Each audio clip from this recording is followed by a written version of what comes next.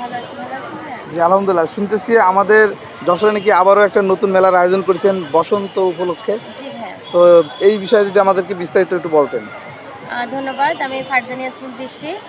জাগ্রত যশোর যুব মহিলা শিশু উন্নয়ন সংস্থার সভাপতি। আমাদের সংগঠনের পক্ষ থেকে আমরা যশোরে বসন্ত মেলার আয়োজন করেছি।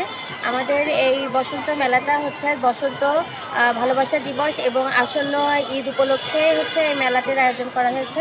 আগামী 14 ফেব্রুয়ারি থেকে 17 ফেব্রুয়ারি 4 দিনব্যাপী আমাদের এই মেলাটি যশোর টাউন হল মাঠে হবে।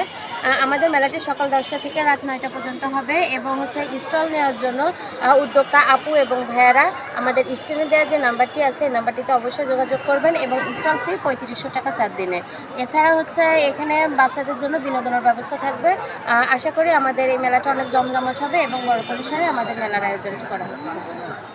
তো আপনারা যারা ভিডিওটি দেখতেছেন যদি কেউ স্টল নিতে চান